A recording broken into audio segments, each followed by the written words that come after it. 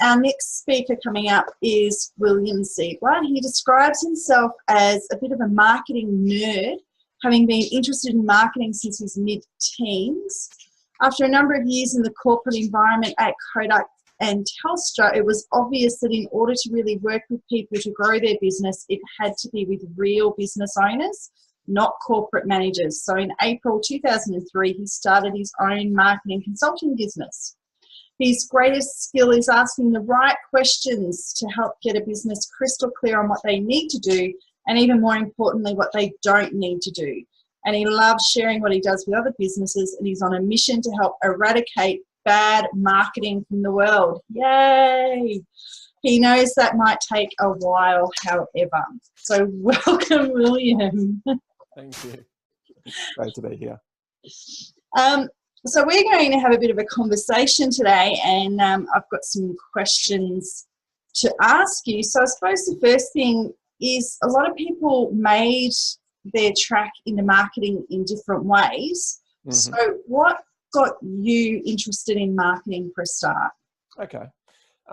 It's a good question. I trace it back to attending a few business speakers when I was quite young with my father. He was in small business. So I did some work with that, and then a business that he was involved with for a while. He took me to a multi-speaker event. And there were two there's a whole heap of speakers. I remember James Strong, who was the marketing person at Qantas at the time. And I remember a guy called Winston Marsh, who was more of a marketing person, so to speak. And I just like the idea of being able to implement little changes. I like the creative element to looking at a business and going, okay, well, what can I do to improve this business?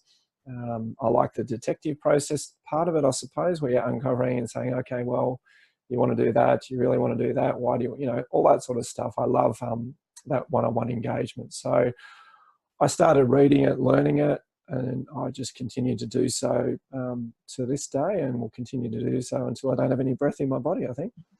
Awesome. So we're at that point in the year where a lot of businesses are now looking forward to 2019, and they're looking at ways that they can grow their big business and make it bigger. Yes. So what are the 5 ways to grow a business model that you've created? Can you step us through that, please? Yeah, sure. So basically, there are 5 key things that you can focus on to grow the business. So people always talk about getting more clients into their business, but there's a breakdown of what that actually means. So the areas that I look at are the number of leads coming into the business, or in the context of a website, that would be the traffic. Look at the conversion rate of that lead or that traffic into becoming a client that gives you some money. Look at how many transactions they do with your business, say over the course of a year, or obviously over their lifetime with your business.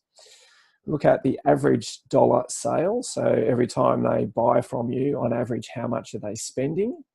And then the last part of that particular model is the margin that you're generating on the sale. And that basically leads to your gross profit. So what happens is you've got those 5 areas, again, leads, conversion, number of transactions, average spend, and margin. And what happens is if you just improve each of those areas by 10%, because they multiply out, you end up growing your gross profit by 61%. If you improve them by 15%, you've basically doubled your profit. And in my experience, I haven't come across anyone yet who can't improve each of those areas by a minimum of 10%, but quite often far more than that. So that's the way that I look at a business and say, okay, what are you doing to get leads? What are you doing to convert? And work through all of those different areas. So that's the basic model. Okay, cool. I think a lot of us have heard models, and we may have tried to apply them to the business that we have. Yep. What are some of your tips about actually putting them into your business? Because it's very, it's financial based, it's numbers based. There's a lot of people who just don't get numbers. Sure. So what are some of the tips to actually implementing it into your business that you have? Okay. So the easiest thing to do would be to make a little sheet. In fact, I've actually got a template, and I'd be happy to provide that with each of those areas. And I'd write down 3 to 5 things that you will do in that area. So most businesses have already got some strategy in place to generate leads, but do they have 3 to 5? So you want to fill out that. You want to look at the conversion process of your business. So when someone comes to visit you, what does it look like? What steps do you take? What offers do you make? Do you have a guarantee? There's a whole range of strategies that sit under there. And again, you want to have 3 to 5. So the number one thing would be to actually really look at your business under each of those key headings and say, okay, what are 3 to 5 things that I can do in each of those areas to get better results? And obviously, if you get stuck for ideas, have a conversation with someone, but look around your industry, look at, more importantly, other industries, because generally what happens in an industry is everyone does the same stuff. They copy each other, and the funny thing is that it never worked in the first place. So the industry just ends up getting dumber and dumber over time, which is a very sad state of affairs. But there are strategies that work. There are successful companies around the world. So you should be able to really look at any company and say, okay, what did this company do to become successful? For example, Uber, how do they get a client? How do they convert? What do they do to encourage repeat business? And actually look at that and say, okay, well, they're doing this. Is there some way that I can apply that same philosophy or that same strategy to my business? It won't be exactly the same way, but there will be something that you can learn from those successful businesses. I love that comment about copying other people. I talk to a lot of businesses who start to say, I have to be on Facebook and I have to do Facebook advertising and I have to do this. And, you sort of break it down and they're like, but my competitor's doing that. And I think that copying people, that's probably where we start to become unstuck as business owners instead of creating our own path and doing our own thing. Absolutely. Absolutely. It's about what's appropriate for your business. And it's about where can you access the audience that you really want. So people talk about ideal clients, or I prefer the term dream clients. Because most people, if they've got a client base, they've got some clients within that base who they just love. And, if they could put them through a cloning machine, they'd gladly do that and have 100 more like that. So I would always say that when you're marketing, you market to get your dream clients. And the question is, how do you access them? And it could be Facebook, it could be Instagram, could be SEO, could be Google Ads, could be none of those things. I jokingly say to clients, if I honestly thought that the best thing that you could do is to put a billboard over your shoulders and walk around a mall, then I would recommend that. Now, that's not often the case that would be the best thing to do. But you've got to have the right strategy for your own business situation. It's really, really important. Yeah. So going back to the model that you've told us about, why is it important for businesses to actually know that model and integrate it into their business? Okay. The first reason is that it simplifies the number of things to focus on, because so you've got 5 areas. And so you can then put a plan together and have different strategies in each of those areas to grow your business. So I think the simplicity is powerful. I think the other thing is that when you actually look at, and you do the numbers and you see 10% improvement is a very small improvement. So, making a website 10% better is not hard. Making your Facebook ad 10% better is not hard. Improving the conversation that you have to convert a lead into a client by 10% is not hard. So it's a very simple model. And you can also play, the other thing that's really helpful is you can play around with scenarios. So quite often someone will have a goal of, say, doubling their business. And you can say, okay, well, let's say you're selling a $5 item. You put that into the model, you've got to sell a lot of $5 items to double your business. But you can then say, okay, well, what if we had something that was far more valuable than $5 that you offer. Because not everyone wants to spend $5. Some people will spend thousands of dollars or even potentially millions of dollars, depending on the business, if the value is there in the offering. So, you know, it encourages you to think about other ways to grow the business. But it keeps the whole framework very simple. But I suppose that's the thing. It's the simplicity of not having to focus on too many things that I think is the most valuable element of it.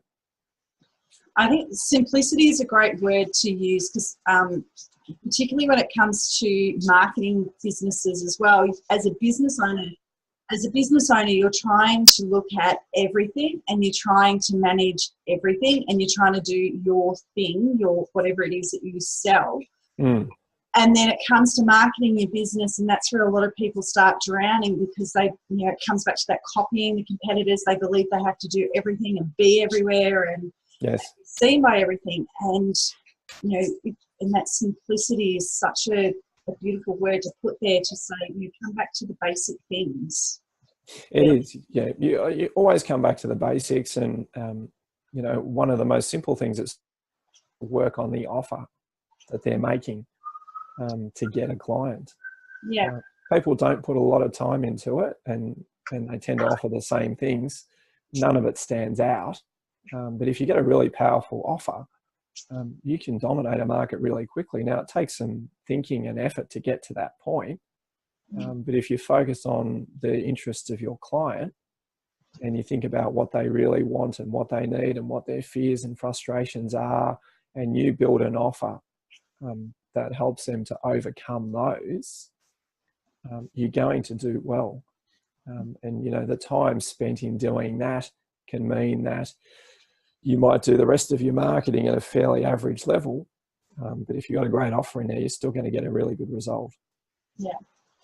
Now, does that, I know a lot of businesses and business owners, they want success overnight. You know, I started working with a client earlier in the year, and she rang me and we were having a coaching session. She's going, oh, I'm a failure and it's not working and blah, blah, blah.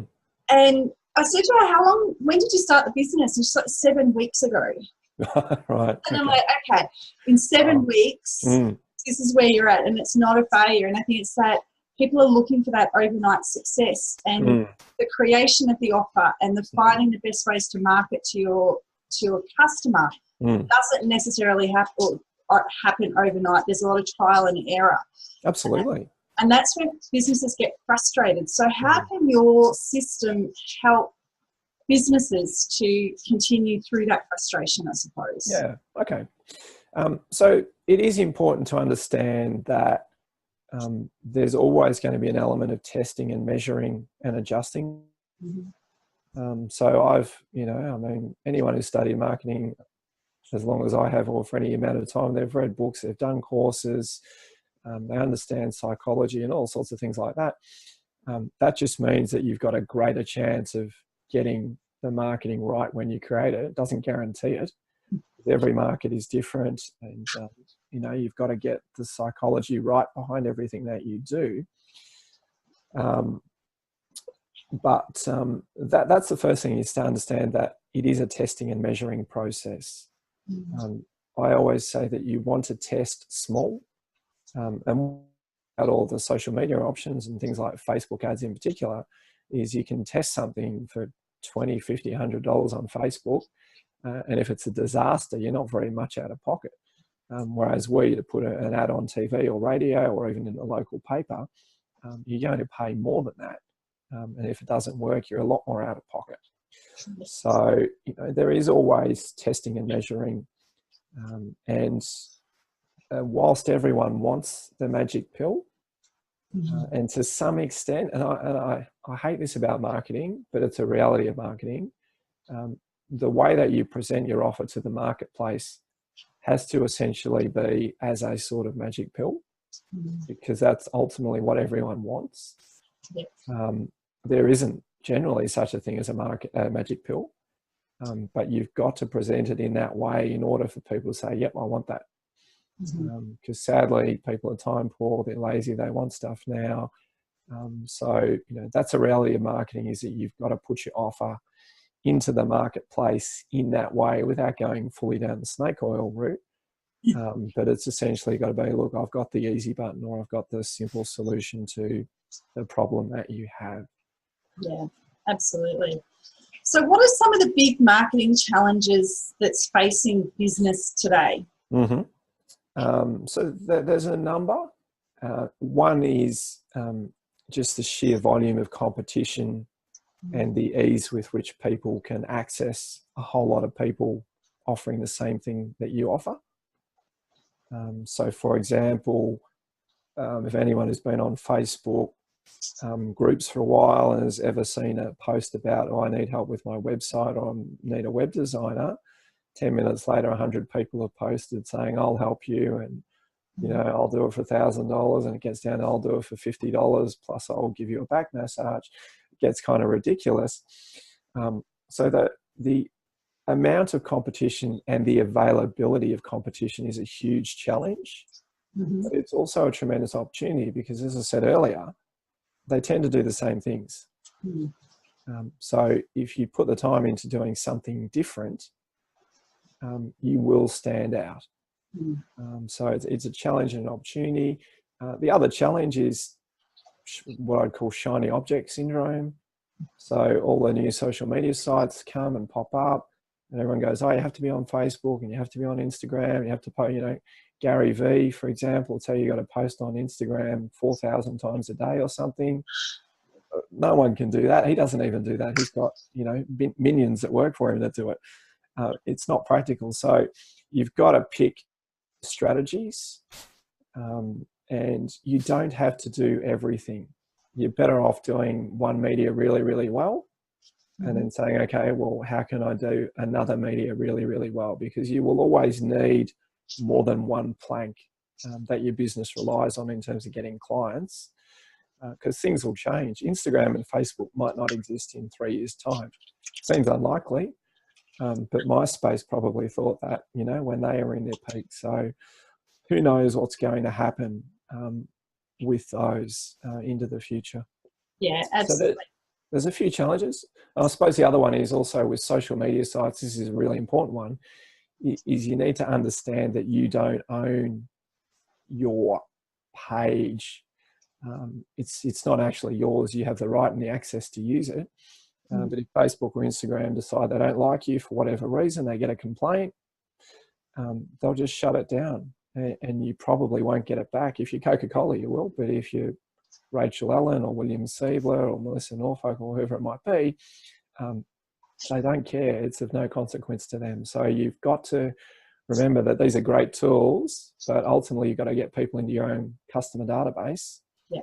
And use that. That's the asset. That's the biggest asset you can have, is a database of paying clients in your business.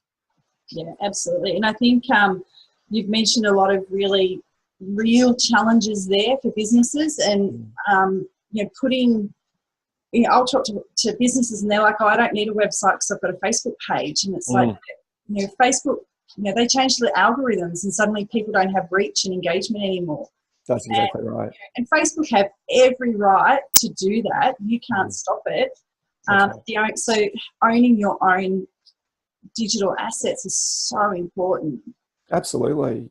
And all those environments are really noisy. So if someone's on Facebook, it's all very well to say, well, I just need a Facebook page. How much attention do you get from someone on Facebook? They see ads, their messenger pops up, and they go and see what's happening in Messenger, like it's the most important thing in the world, which it really is, but, you know, and you get these notifications and you go and check them out, and they use red intentionally, because red is sort of alarm, pay attention, you know. So it's a really noisy environment, whereas on your own website, it's your environment.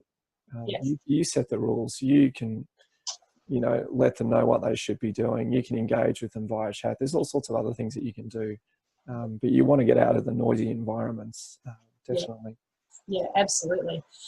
I wanted to talk a bit about the volume of competition, and I know when I open my Facebook feed, I'm getting, you know, we're going to make you rich overnight, and you can have, you know, a 7-figure business in the next 10 days if you just pay us $25,000 and all of that. And I can shut out of all that stuff, and I rarely actually go in and look at their offers. But I know there's a lot of businesses who are possibly listening into this who they're in that pain cycle where their marketing is really overwhelming, and they're just wanting someone, you know, that pill to make it easier for them, and they're likely to get sucked into some of those programs. Yes. And I know, you know, there's all marketers, mainly marketers, who are speaking today. As a marketer, I get annoyed about it. You mentioned in your bio that you want to stop bad marketing, and to me, this is the tip of bad marketing. Yes. How can small business decide who is there to help them and who's there just to make money out of them? Yeah, that's a great question. And I hate that stuff. I look at it and I just go, oh, if I could reach through my computer and rip your head off, I would. I just hate it. But because it is a magic pill type offering, people go for it.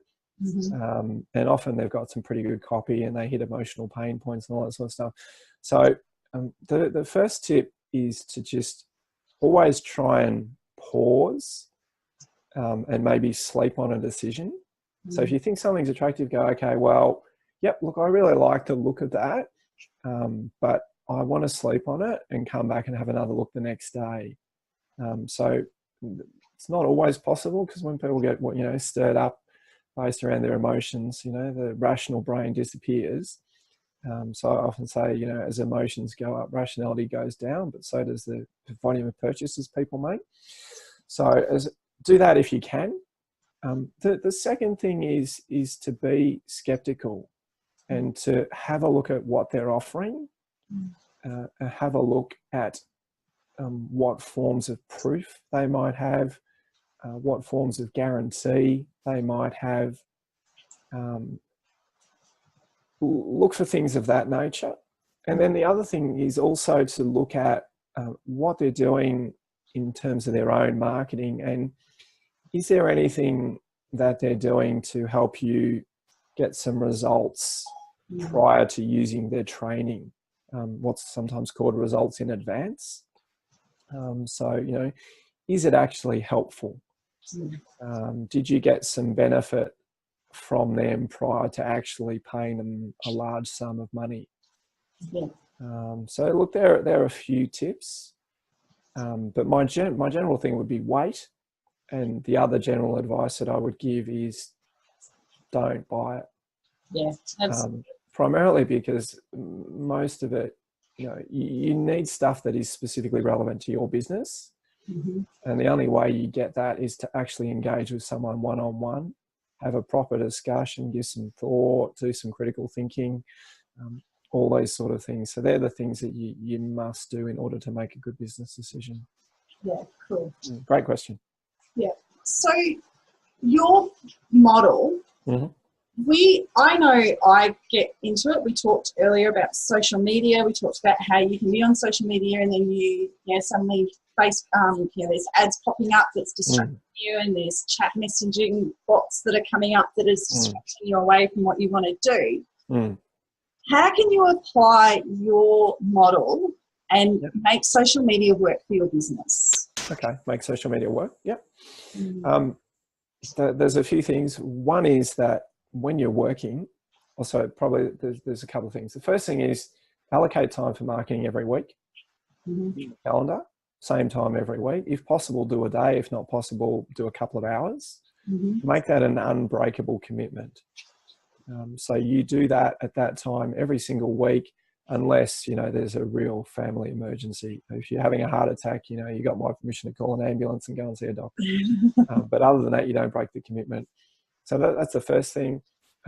Second thing is, when you're doing that, unless you're actually using the social media for marketing purposes, shut it all down, turn your email off, put your phone on silent, that sort of stuff, so you can stay focused.